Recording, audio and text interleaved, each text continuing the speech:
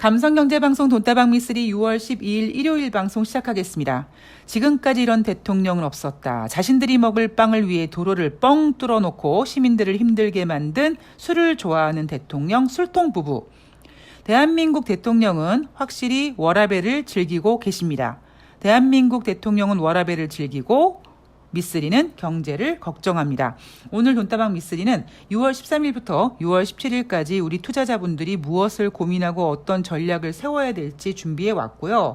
특히 후반에 여러분들께서 그동안 주식시장이 너무 어렵고 특히 앞을 보지 못할 정도로 답답함을 느꼈던 고구마 한 6개 반 정도의 답답함을 느끼셨다면 오늘 미쓰리가 사이다 반잔 정도를 드릴 수 있는 그런 방송이 되지 않을까 싶습니다.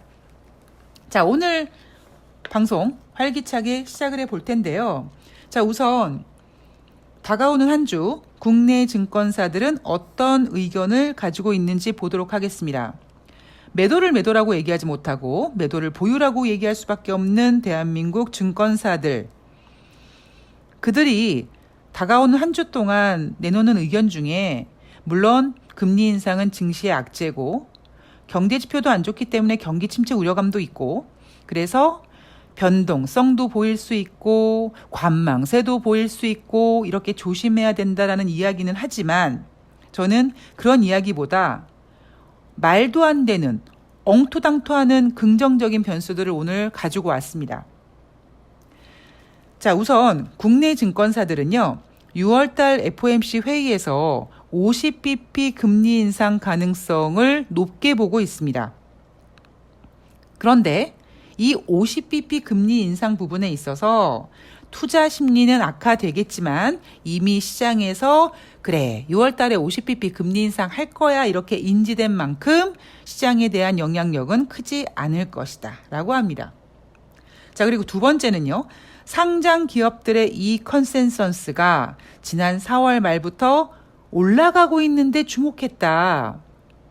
지난 4월 말부터 대한민국 유가증권에 상장되어 있는 기업들의 실적이 좀 높아지고 있다. 실적에 대한 기대 전망치가 높아지고 있다. 뭐 이런 얘기 했고요.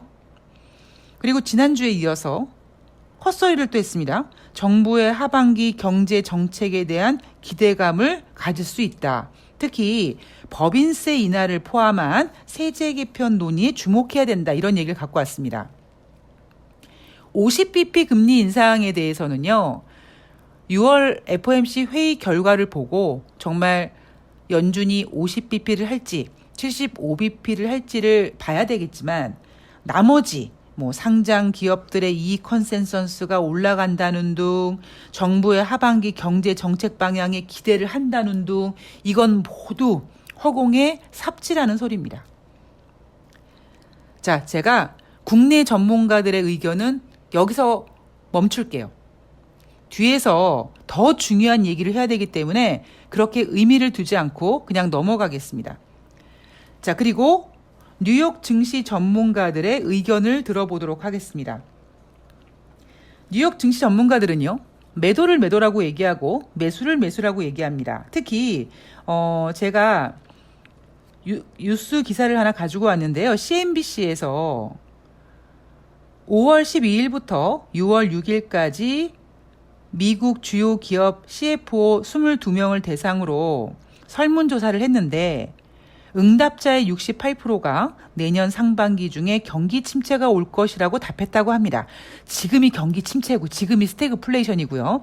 이거는 그닥 저는 의미 없다고 보고요.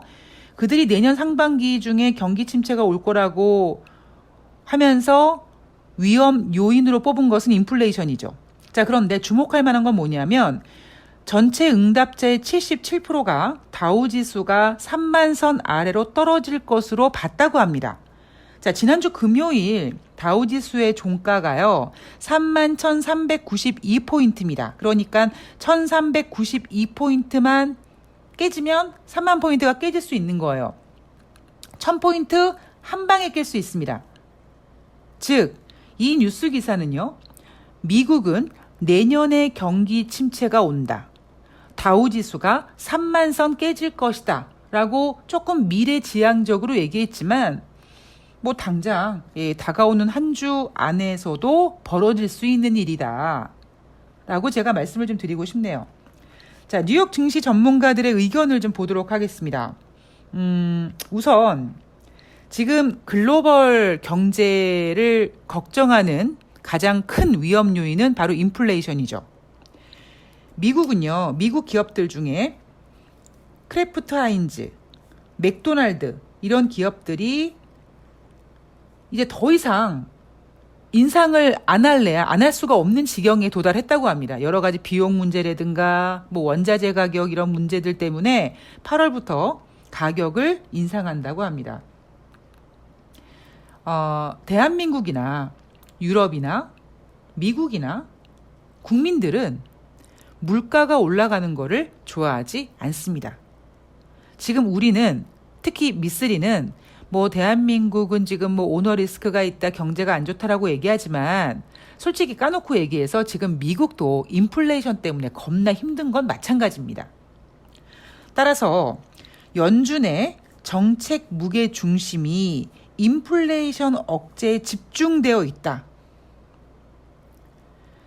이 얘기는요, 뉴욕 증시 전문가가 이렇게 얘기하는 건 뭐냐면 연준은 있지, 자기네들이 금리 인상을 했을 때 주가가 빠지는 거 이제는 거기에 신경 쓸 겨를이 없어. 무조건 인플레이션을 잡아야 되기 때문에 그들이 원하는 만큼 금리 인상을 할 거야. 그래서 금리 인상을 하게 되면 결국 증시는 꺾이게 되어 있고 증시가 꺾이면서 경기 침체 우려감이 불거질 수 있는데 그거는 각오해야 되라고 얘기합니다. 그래서 국내 증권사 전문가들과는 달리요, 뉴욕 증시 전문가들은 미쓰리처럼 6월달 FOMC에서 75bp 금리 인상 가능성도 제시하고 있습니다. 만약에 그러니까 뉴욕 전문가들이 제시한 최악의 시나리오가 뭐냐면 만약에 6월달에 빅스텝이 아니라 자이언트 스텝 75bp 금리 인상을 한 다음에 제롬 파월 연준 의장이 한 30분 뒤에 기자회견을 하는데 그 기자회견에서 이번 6월달 75bp 금리 인상을 했는데요. 지금 인플레이션이 쉽게 잡히질 않을 것 같아서 다음 회의에서도 75bp를 추가 인상해야 될 것 같습니다. 라고 얘기하면 주식시장은 걷잡을 수 없는 폭락세를 경험할 수 있을 것이라는 겁니다. 정말 그들의 예상대로 제롬 파월 연준 의장이 6월 달에 75bp 금리 인상하고 7월 달에도 또 75bp 금리 인상하겠다라고 하면 잠시 전에 말씀드렸던 다우지수가 3만 선 깨지는 거는 뭐 그냥 한 방에 깨질 수 있는 거죠. 자, 우리가 체크해야 될 일정, 바로 6월 14일부터 15일까지 진행되는 6월달 FOMC 회의입니다. 지금 시장에서는 50bp, 75bp 갑론을박이 진행이 되고 있습니다만 이번 5월달 소비자 물가지수가 지난 3월달 소비자 물가지수보다 높게 나왔다라는 점, 그리고 앞으로도 물가가 쉽게 잡히기 어려울 것 같은 느낌적인 느낌이라는 점, 이런 부분 때문에 75bp 금리 인상도 좀 각오를 해야 될 것 같다. 뭐 이런 생각 갖고 계시고요. 대신에 15일 5월달 소매 판매가 발표가 되는데요. 이거는 연준의 금리 인상 결과와 맞물려서 뭐 그렇게 뭐 영향을 주지 않을 겁니다. 특히 하루 전날인 6월 13일 날 5월달 생산자 물가가 발표가 되는데 지난주 금요일 날은 5월달 소비자 물가 지수가 발표가 됐고 6월 13일은 5월달 생산자 물가 지수가 발표가 되는데요. 뭐 생산자 물가 지수가 뭐 크게 뭔가 이렇게 방향성을 틀어서 나온다고 해도 6월달 FOMC 회의 결과에 영향을 주지는 못합니다. 이미 지금 연준 의원들은요, 다가올 6월 14일부터 진행될 6월달 FOMC 회의에서 금리 인상을 어떻게 해야 될지 이미 마음속에 다 이미 저장해놨어요. 어떤 의원은 나는 75, 나는 뭐 50 이렇게 다 마음속에 투표권을 갖고 있는 의원들이 이미 결정을 했기 때문에 다음 주에 발표될 5월달 소매 판매라든가 5월달 생산자 물가지수는 그렇게 큰 영향을 주지는 않을 겁니다. 자, 제가 재미있는 댓글을 하나 봤는데요. 이 댓글을 보면서 미쓰리가 여러분들에게 사이다 반잔을 하나 드릴 수 있지 않을까 그런 생각을 해봤습니다. 어떤 청취자님께서 유튜브에 올려주신 글이요. 이거예요. 바이든 파월 모두 한 통속이라고 생각이 되는데요. 파월이 외부에 근사하게 보이려고 75bp 올릴 수도 있지만 지난번 연준 회의에서 파월이 인플레가 정점이라는 생각을 만들게 하는 증거가 있다고 뻥을 쳐서 주가를 또 올렸죠. 인플레를 못 잡는 게 아니라 안 잡는 것 같다. 이런 의견을 주셨습니다. 제가 이분과 약간 비슷한데 같은 느낌? 뭐 그런 이야기를 좀 해드리고자 합니다. 우선 저는 조 바이든 대통령과 제롬 파월 연준 의장이 한 통속인지 두 통속인지는 모르겠습니다. 그런데 중요한 거는요. 일단 조 바이든 대통령은 11월 달에 진행될 중간선거에 굉장한 신경을 쓰고 있고 굉장한 노력을 하고 있습니다. 특히 지금 민주당에서 많이 밀리고 있거든요. 그래서 이런 분위기를 좀 바꾸고자 많이 노력을 하고 있고요.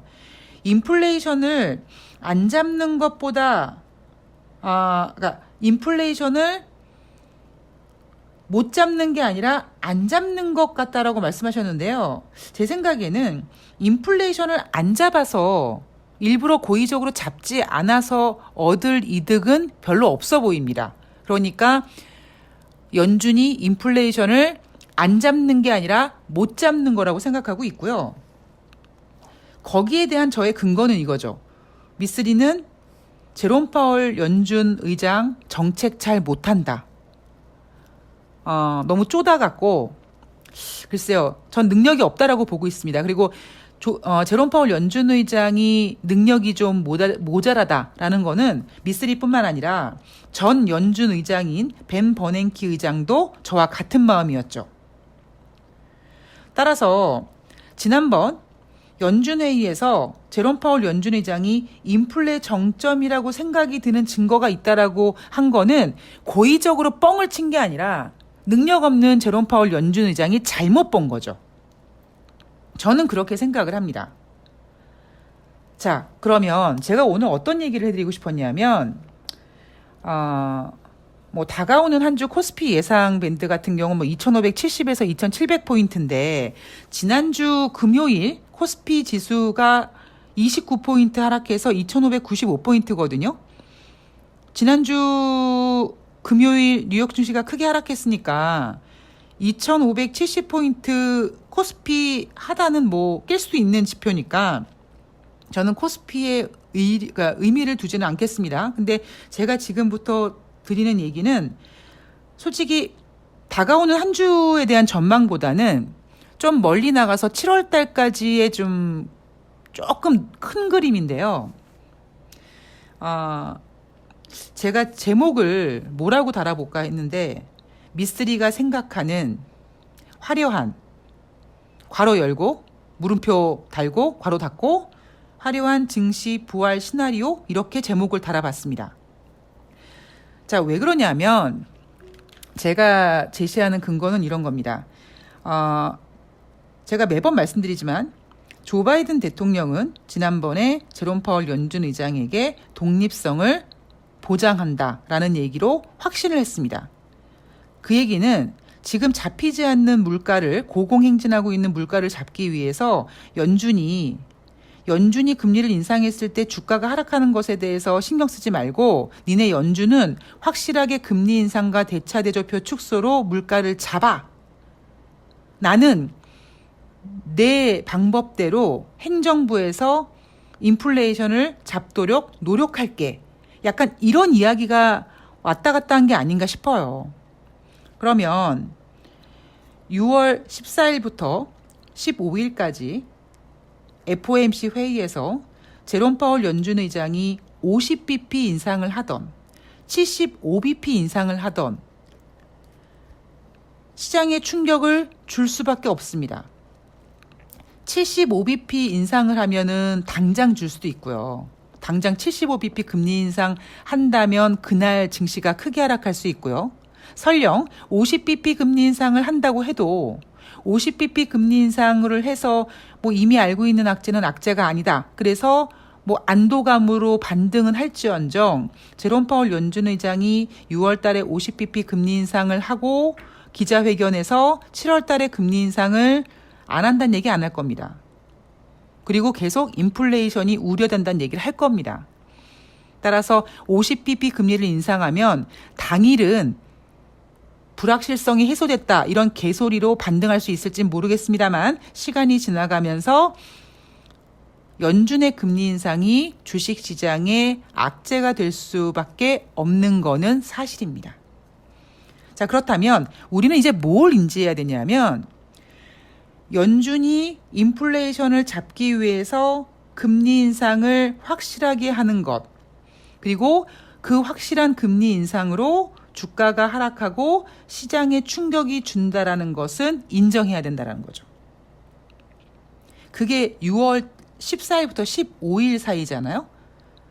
만약에 6월 달 FOMC 회의에서 50bp 금리 인상을 해서 뉴욕 증시가 좀 반등하고 한다고 해도 그 다음에 후폭풍 같은 거 온다고 하면 아마 이번 주에는 6월 달 FOMC 회의 결과에 따라서 증시가 변동성을 보일 수 있겠죠. 자, 그렇다면 다음 시나리오는 뭘까요, 여러분? 분명히 조 바이든 대통령이 제롬 파월 연준 의장에게 니네 독립성을 보장한다고 했을 때는요. 조 바이든 대통령이 갖고 있는 키가 없다면 그런 얘기를 못할 겁니다. 왜냐하면 지금 가뜩이나 인플레이션이 높은 상태에서 금리 인상으로 과격한 금리 인상으로 증시가 추락한다면 결국 민심은 조 바이든 대통령한테 등을 돌릴 수밖에 없거든요. 그럼 과연 조 바이든 대통령이 가지고 있는 키가 무엇일까? 8일 날 제닛 옐런 재무장관이 세입위원회 청문회에 출석을 합니다. 제가 이 얘기를 종종 해드리는데요. 제닛 옐런 재무장관이 뭐라고 얘기를 하냐면 도널드 트럼프 대통령 정부가 무역법 301조를 토대로 중국산 수입품에 물린 고율 관세 일부를 검토 중이다. 앞으로 몇 주 안에 관세 계획과 관련된 추가 정보가 나올 것인데 지금 이 관세 일부를 좀 인하한다든가 폐지하는 이 정책을 적극적으로 검토 중이라고 했습니다. 이게 여러분 6월 8일 날 나온 얘기입니다. 물론 그 전에도 얘기를 했었어요. 그런데 조 바이든 대통령 입장에서는요. 중국의 관세 일부 철회해 주는 것에 대해서 인플레이션을 잡는 방법도 될 수 있지만 자칫 잘못하면 패권 전쟁에서 밀린다라는 정치적 역풍을 당할 수가 있거든요. 그래서 굉장히 조심했었었는데 이번 6월 8일 날 제닛 옐런 재무장관이 얘기한 발언에서 도널드 트럼프 정부가 이렇게 얘기를 했습니다. 이 얘기는 조 바이든 대통령이 트럼프 대통령이 중국 제품에 관세를 부과해서 인플레이션이 더 강렬하게 발생하고 있는 거야. 그래서 내가 중국 제품 일부의 관세를 면제해야 되겠어. 라는 카드를 내놓기 위해서 트럼프 대통령을 깐 거죠. 자, 그러면 제닛 옐런 재무장관 발언에 따르면 적극적으로 검토 중이라고 했고요. 몇 주 안에 관세 계획과 관련된 추가 정보가 나올 거라고 했습니다.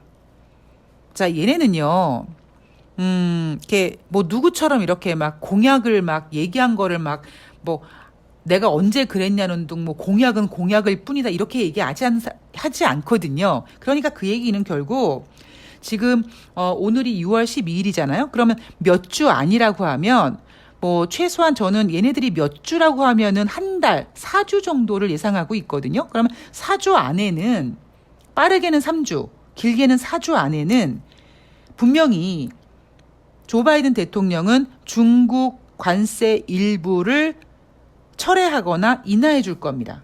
이 카드를 내놓을 겁니다. 그러면 이 카드를 내놓으면 물론 제닛 옐런 재무장관은 굉장히 조심스럽게 얘기를 해요. 뭐 이게 관세를 이렇게 인하해 줘도 이게 인플레이션을 해결하는데 만병통치가 되지는 못할 거다. 이렇게 조심스럽게 얘기는 하지만 증시에서는요. 조 바이든 대통령이 중국 관세를 일부 폐지하니 뭐 인하해 준다는 이 이슈가 굉장히 긍정적으로 작동할 가능성이 높습니다. 과연 그러면 이 카드를 언제 쓸 것이냐? 일단 6월 달 FOMC 회의에서 금리 인상하고 그 금리 인상으로 증시가 한번 출렁거리겠죠.